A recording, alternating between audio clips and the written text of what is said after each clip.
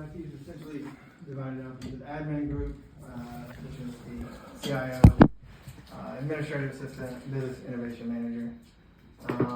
We have client support services group, which manages help desk, procurement of desktop equipment, training, different things like that. Infrastructure and communications, which is server security, network administration, telecommunications, business application services, which is software support and project management mainly, and then the GIS group, which deals with mapping, and they touch virtually every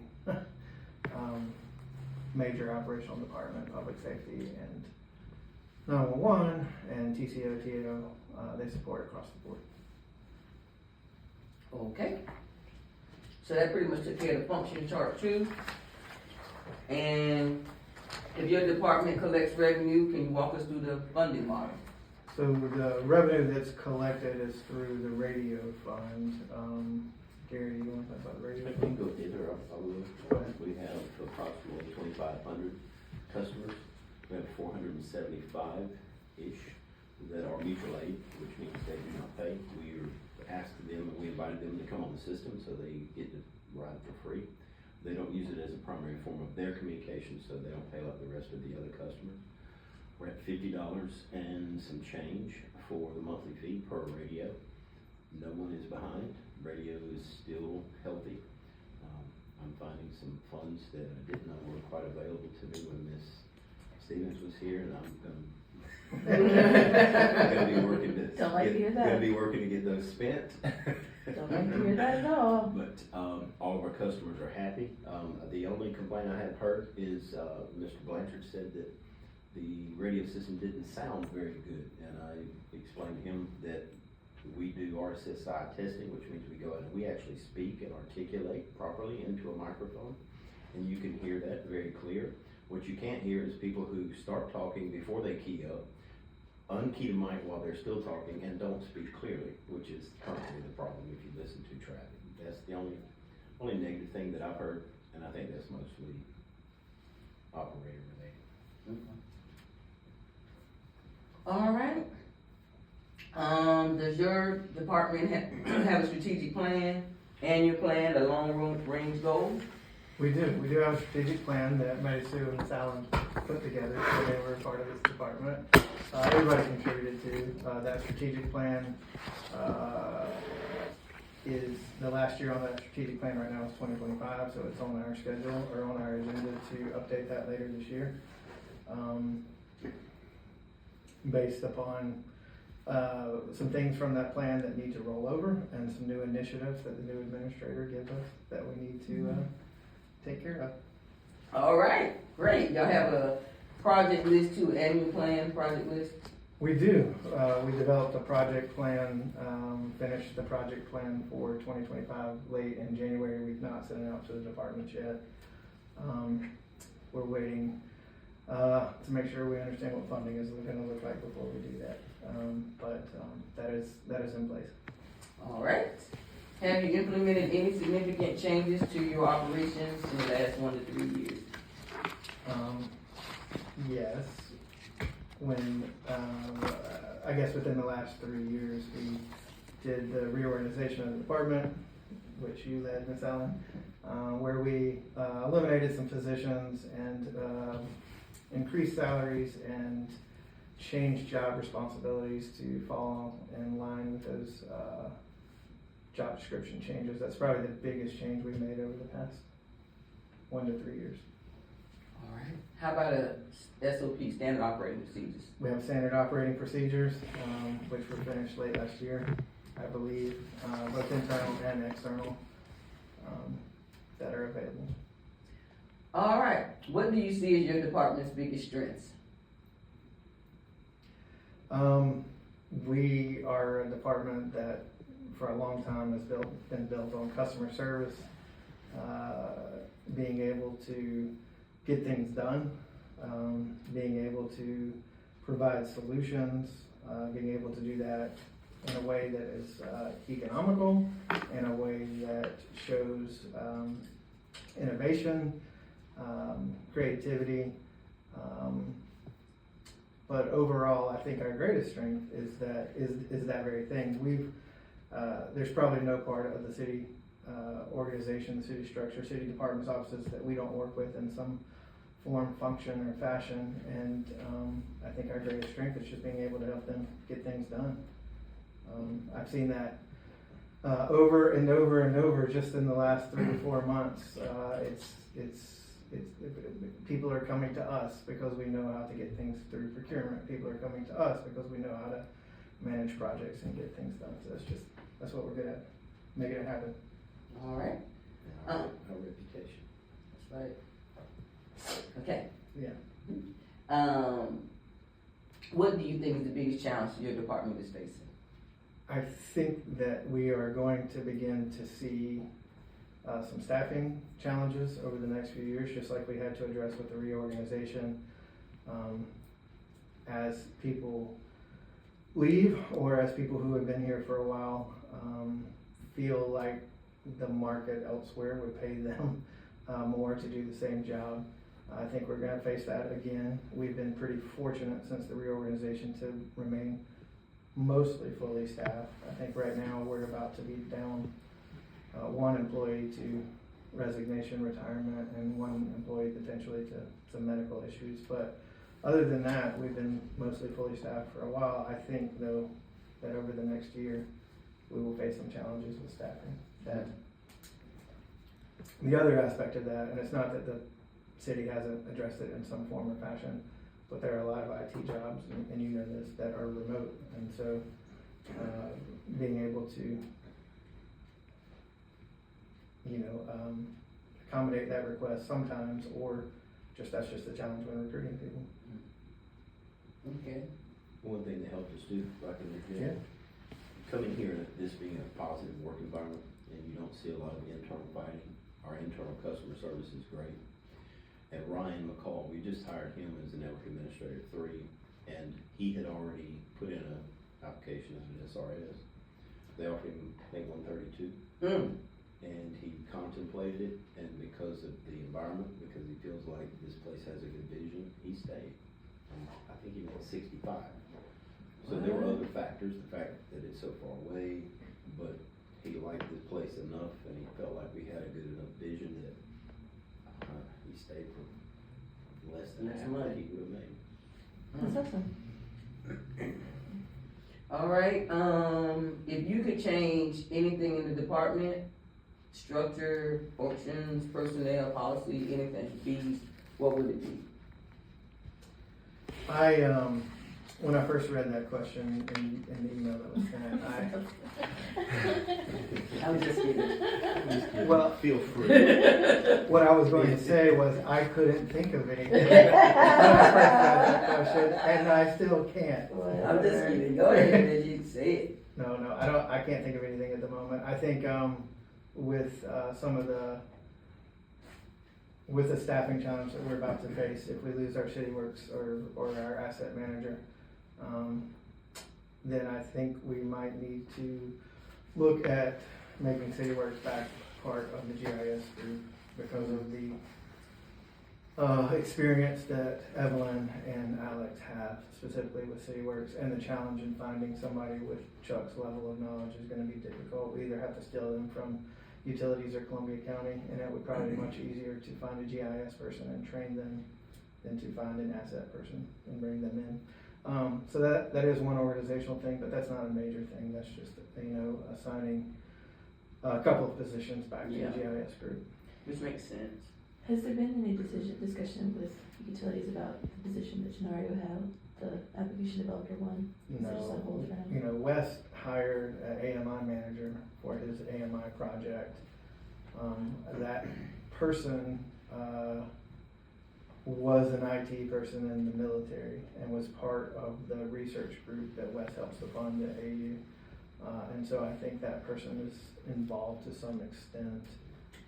The AMI stuff is pretty complicated in the way that Wes is doing it. And that's not a criticism, it's just Wes isn't going the easy route. Wes is making multiple things work together, I guess because he thinks it's cheaper in the long run. But that person seems to be involved, and Chris has picked up the slack for forms and things like that, with utilities would need, so. And if I could talk about Yeah. fiber for a minute. In this entire government, you'll see as you go around, everybody has different standards and everybody really has a different vision. The one thing that is a universal asset to this government is fiber, and no one treats it that way. So if there was ever an opportunity for some version of a fiber committee, similar to the radio committee, in the decision-making process, because as of today, we had not a big fight, but we had a very good discussion in here the other day where traffic engineering says we use industry standard installation models. We don't install fiber for 1 mile without a handhold.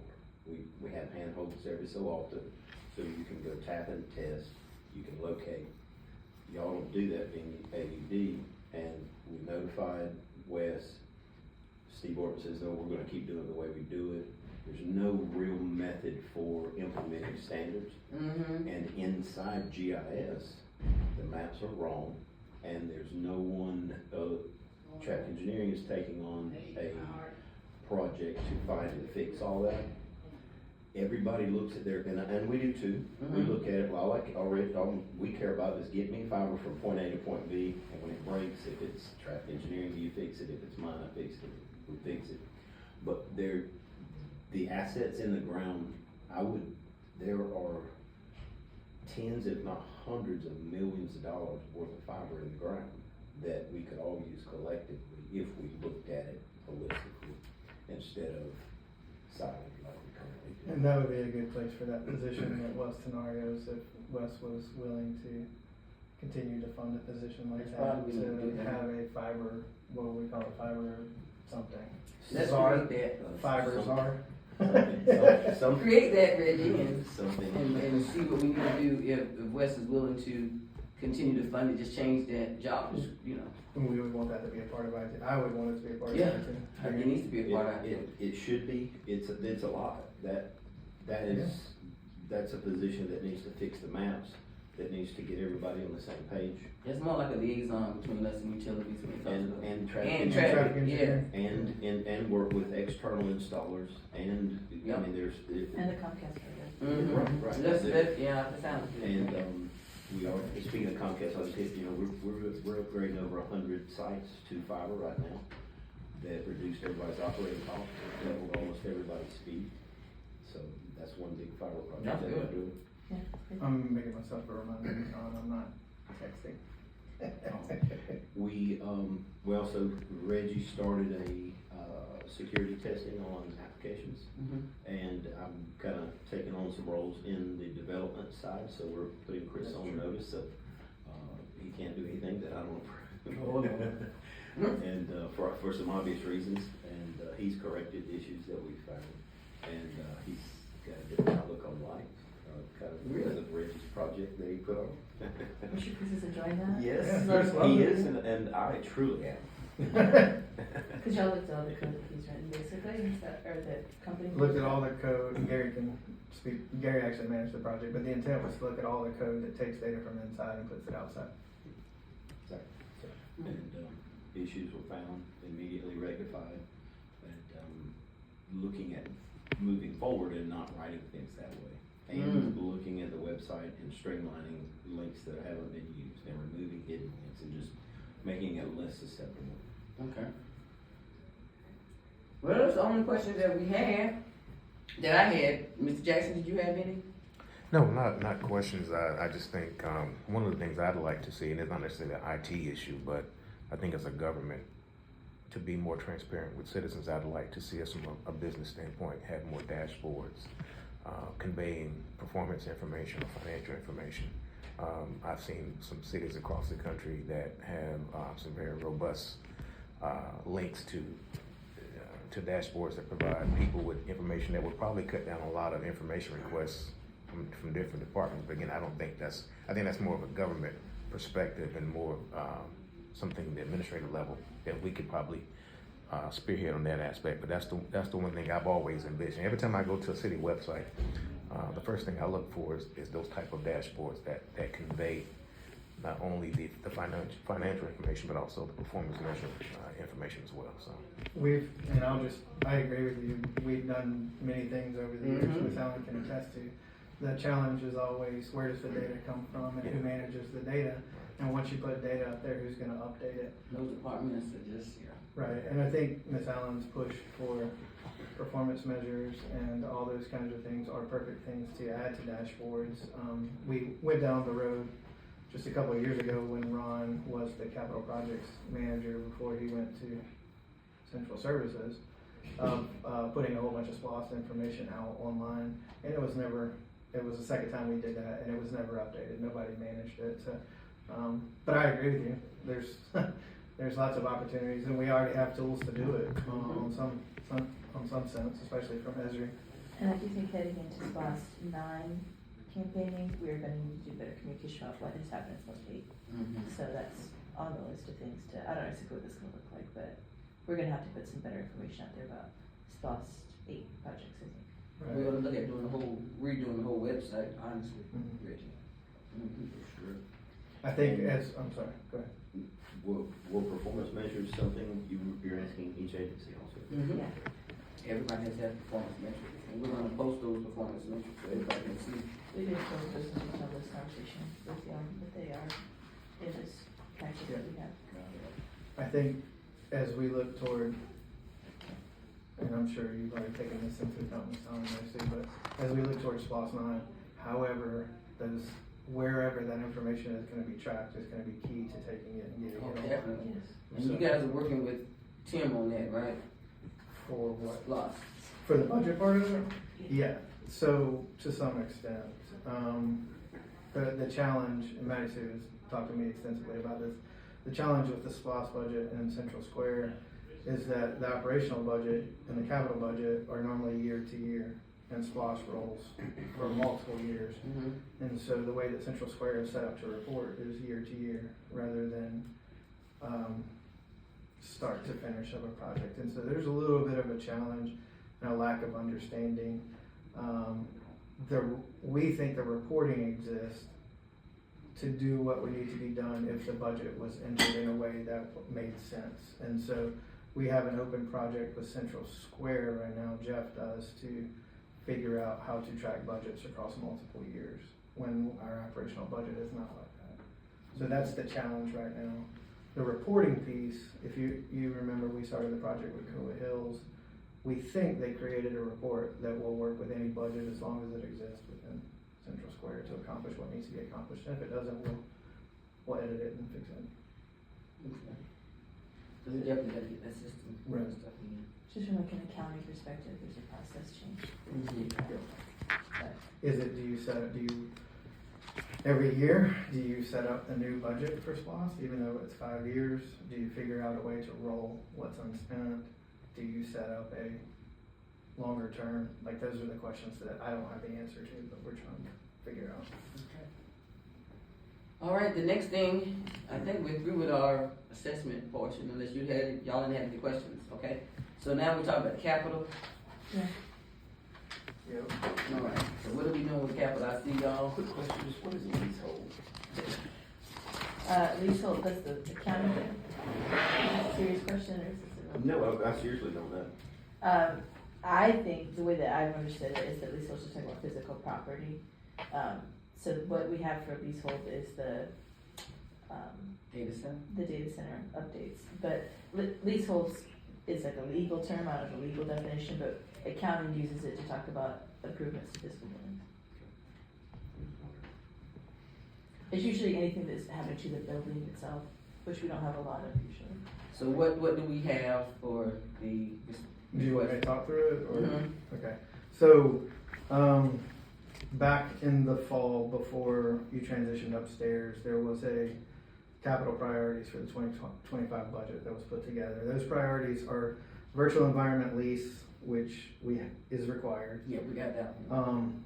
Non-enterprise desktop replacements, non-enterprise voice over IP telephone replacements, non-enterprise laptop replacements, and priority small equipment purchases for departments.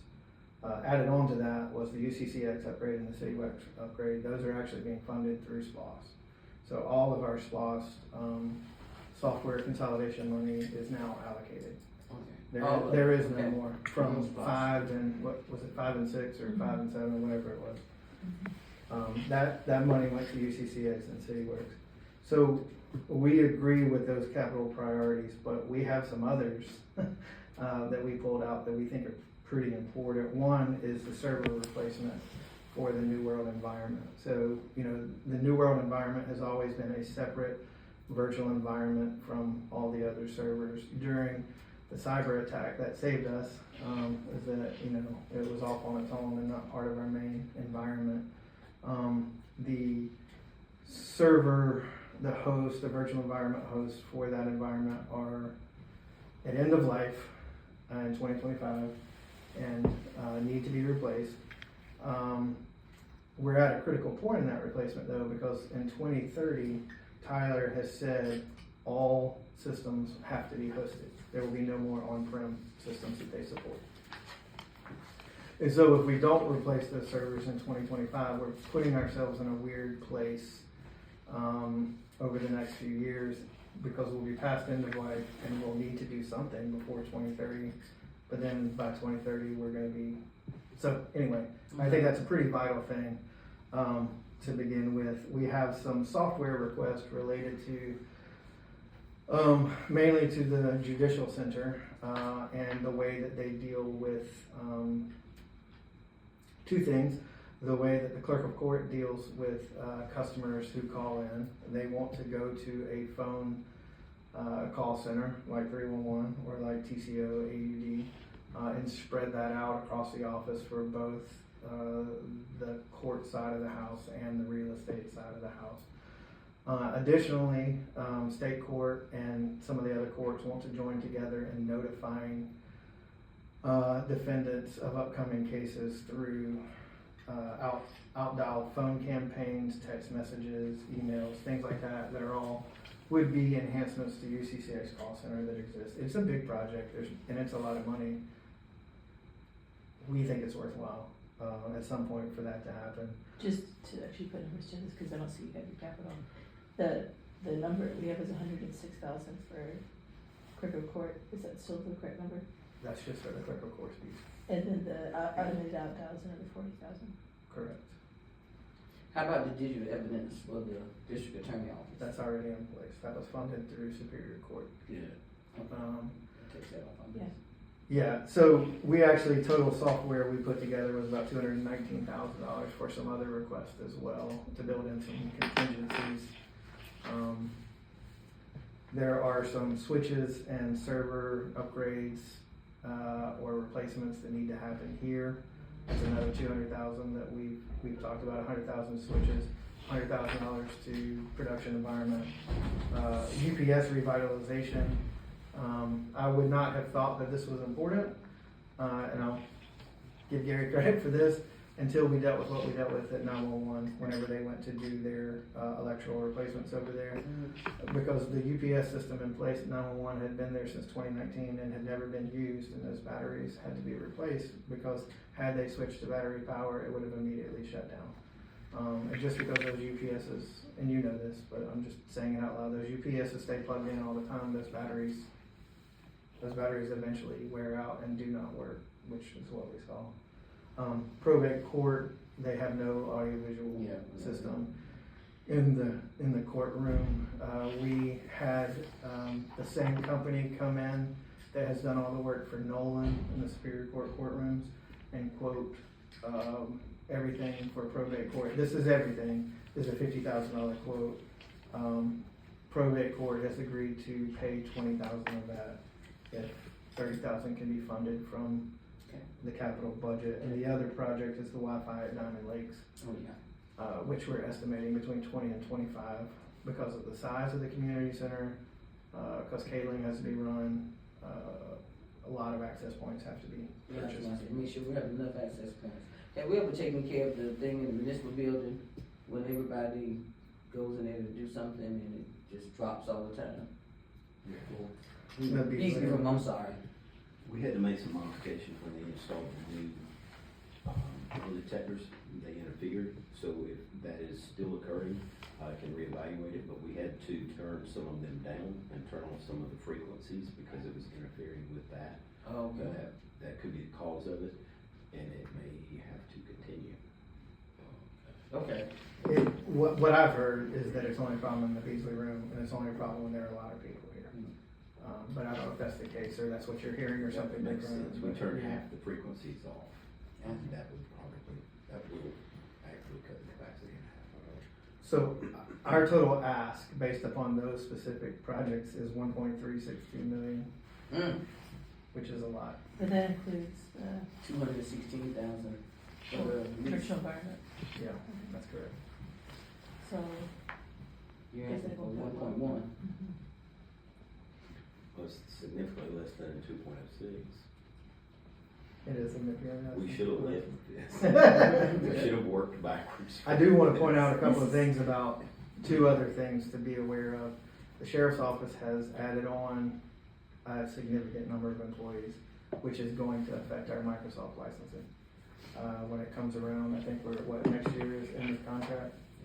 But we've added on 100 plus licenses. It's gonna go up. We'll try to budget, or we will budget for that in the fall, in the budget process in the summer. But there's also the question of whether anything needs to happen in the Beasley room. And when we've talked about that in the past, we've looked at that, I think, as maybe a central services project, but I don't know what needs to happen in the Beasley room.